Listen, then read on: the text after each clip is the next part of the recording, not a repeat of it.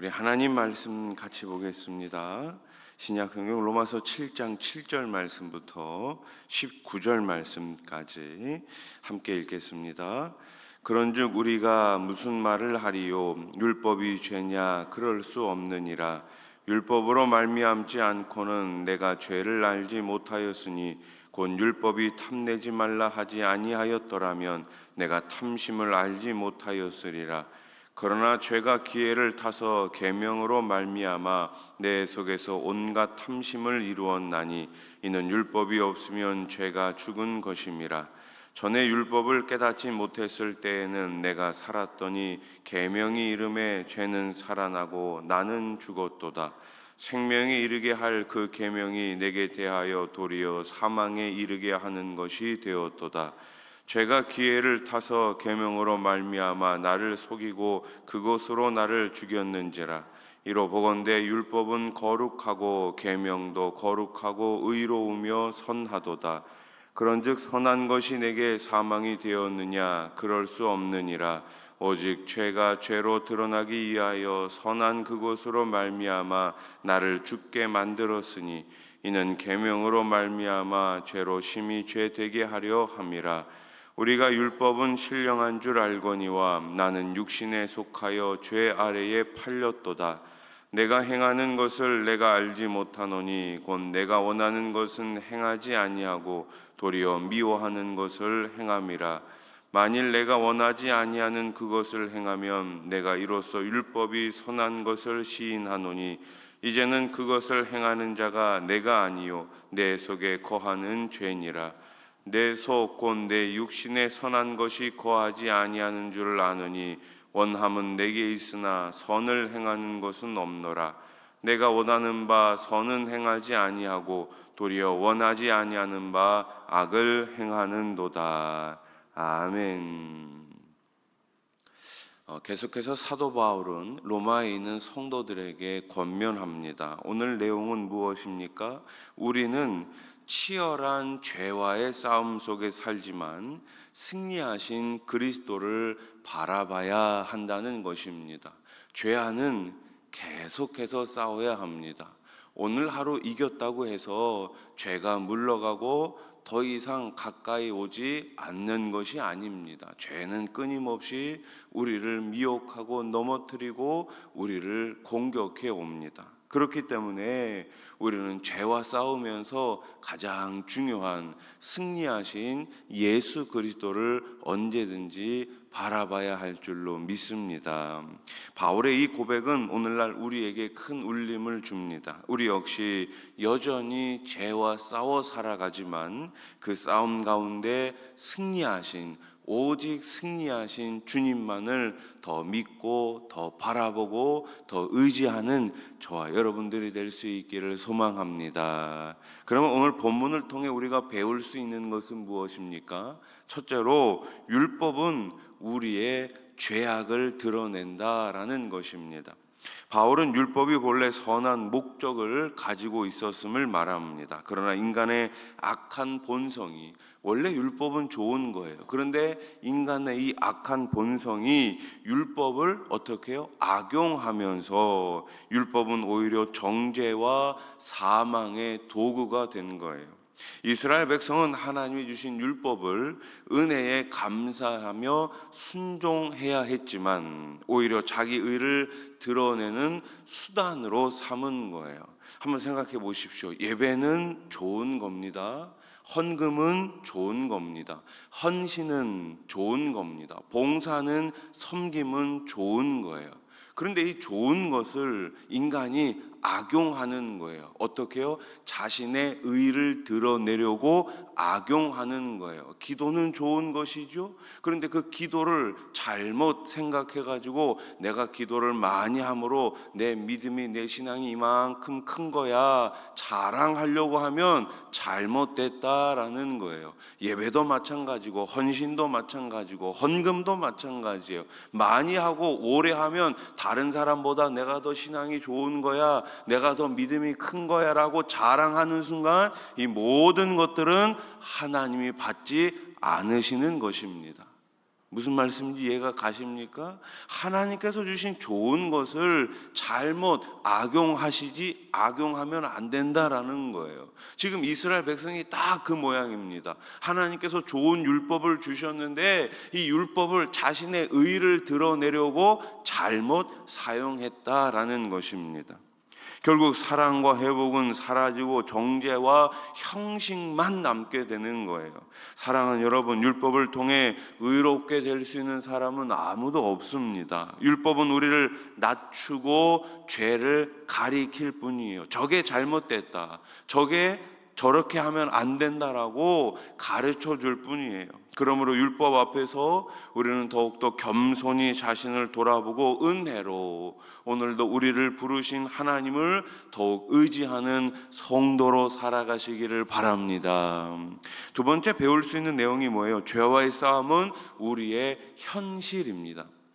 바울은 이렇게 고백하죠. 내 마음은 하나님의 법을 즐거워하지만, 누가요? 내 마음은 하나님의 법을 즐거워합니다. 그런데 내 속에 있는 또 다른 법이 나를 죄의 법 아래 사로잡습니다.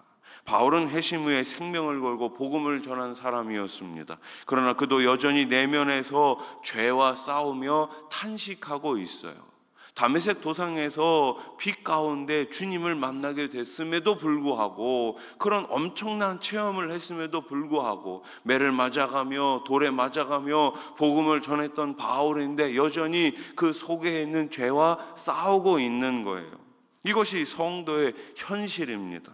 우리도 주님을 사랑하지만 여전히 죄의 유혹과 싸우며 넘어질 때가 있습니다. 그러나 분명한 사실은 우리에게 소망이 있다라는 거예요. 죄의 법이 우리를 무너뜨리려고 해도 우리는 이미 그리스도의 은혜로 구원받은 하나님의 자녀라는 사실입니다.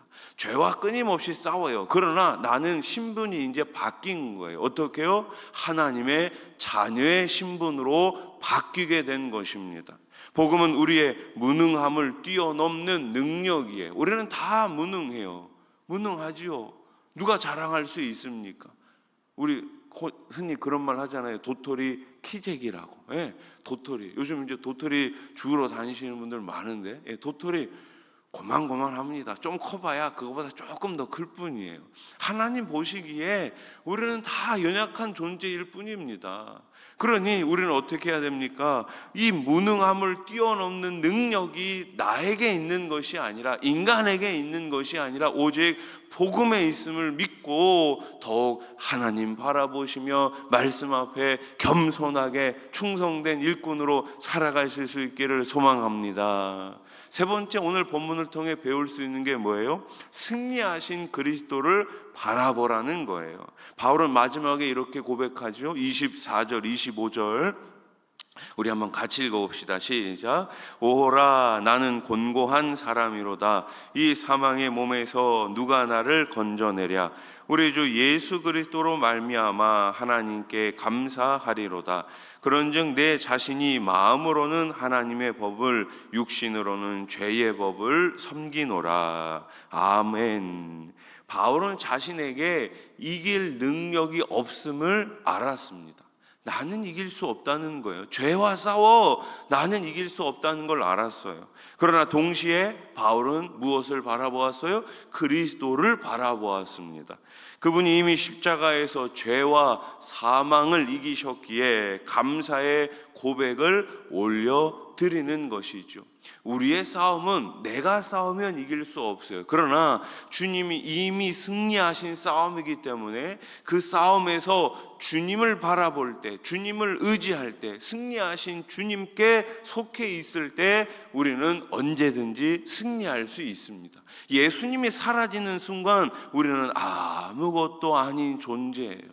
아무것도 아닌 존재예요. 그래서 교회의 머리 되신 예수 그리스도, 여러분들이 그 소그룹 가운데 가장 중요한 예수 그리스도를 매일매일 드러내시고 예수 그리스도를 높이실 수 있기를 소망합니다. 교회가 예수님을 높이면 문제가 안 생겨요. 예수님만 자랑하면 문제가 안 생겨요. 근데 왜 문제가 생겨요? 예수님을 높이고 예수님을 자랑하지 않고 사람을 높이고 사람을 자랑하면, 제도를 자랑하면, 겉모습을 자랑하면 그때 문제가 생기는 거예요. 여러분, 예수님 자랑하고 예수님 높이는 우리 수원화산 교회가 될 수 있기를 소망합니다. 그러면 만나면 누구 얘기해야 돼요? 사람 얘기 그만하시고 예수님 얘기하시기 바랍니다. 나는 오늘 말씀을 통해서 이런 은혜를 받았어. 나는 오늘 기도함을 통해서 이런 응답을 주셨어. 나는 여전히 부족하고 나는 여전히 약하지만 오늘도 내 마음속에 계신 그 주님께서, 그 성령님께서 내 마음을 만져주시고 나를 다시금 일어서게 해주셨어. 주님 앞에 겸손하게 주님 자랑하고 주님 높이는 저와 여러분들이 될 수 있기를 소망합니다. 죄는 끊임없이 우리를 넘어뜨리려고 합니다. 그러나 우리에게는 소망이 있습니다. 이미 승리하신 그리스도가 우리의 주님 되시기 때문이에요. 지치고 힘들 때 주님을 바라보십시오. 그 주님께서 저와 여러분들에게 참된 평안과 안식을 주실 줄로 믿습니다. 2차 세계대전이 끝난 후 한 마을에 해방의 소식이 들려왔어요. 사람들은 오랫동안 전쟁의 두려움 속에 살았지만 이제는 적군이 물러가고 자유가 주어졌다는 소식을 듣자 거리로 뛰쳐나와 서로 부둥켜 안으며 울면서 눈물을 흘렸습니다. 그들은 스스로 싸워 이긴 것이 아니에요. 한번 생각해 보십시오. 대부분의 사람들은 전쟁터에 나가서 싸운 사람들이 아니에요. 그냥 어렵게 힘들게 각자의 자리에서 지내다가 어느 날 갑자기 해방의 소식이 들려온 거예요. 자유의 소식이 들려온 거예요. 이 사람들이 한 게 있습니까? 겉으로 보면 아무것도 없어요. 전쟁터에 나가서 총 들고 싸운 사람들이 아니잖아요. 자신들을 대신에 싸워준 군대가 이미 승리했기 때문에 누리는 자유와 기쁨이 아니겠습니까? 여러분, 이것이 바로 우리의 모습입니다. 죄와 사망 앞에서 우리는 무력하지만 예수 그리스도께서 이미 십자가와 부활로 승리하셨습니다. 이제 우리는 그 승리 안에서 자유와 평안을 누리며 살아가면 됩니다. 오늘 하루도 그 승리하신 주님을 바라보시면서 감사와 찬양으로 하루를 시작하시기를 우리 주님의 이름으로 축원합니다. 기도드리겠습니다. 하나님 아버지, 그리스도로 승리하는 삶, 우리는 이길 수 없지만 예수님은 이미 이기셨습니다. 승리하신 주님을 바라보며 승리하신 주님과 함께 매일매일 기쁨으로 신앙생활에 나갈 수 있는 우리 모든 성도님들 되게 해 주시옵소서. 나를 바라보면 여전히 부족하고 연약하지만 나를 만드신 그 하나님을 바라볼 때 우리는 여전히 넉넉히 승리할 수 있음을 믿습니다. 우리 교회가 승리하신 주님을 바라보게 하시고 우리 소그룹이 승리하신 주님 안에서 매일매일 기쁨의 교제와 사랑의 감격을 나눌 수 있는 우리 소그룹이 다 되게 해 주시옵소서. 우리의 가정을 기억하여 주시고 승리하신 주님께서 다스리시는 가정, 승리하신 주님께서 인도하시는 우리의 사업장과 기업이 되게 해 주시옵소서. 오늘 새벽에도 여러 가지 기도 제목을 가지고 나왔습니다. 부르짖어 기도할 때에 우리 하나님 들으시고 응답해 주시옵소서. 블레싱 정자도동을 통해 우리 수원화산 교회가 이 지역사회에 꼭 복음으로 사람을 살리고 키우고 고치는 교회가 되게 해 주시옵소서. 세우신 일꾼들마다 새롭게 해 주시고 나 자신을 높이는 것이 아니라 하나님 앞에 겸손하게 받은 사명 잘 감당할 수 있는 우리 일꾼들 다 되게 해 주시옵소서. 예수님의 이름으로 기도드립니다. 아멘.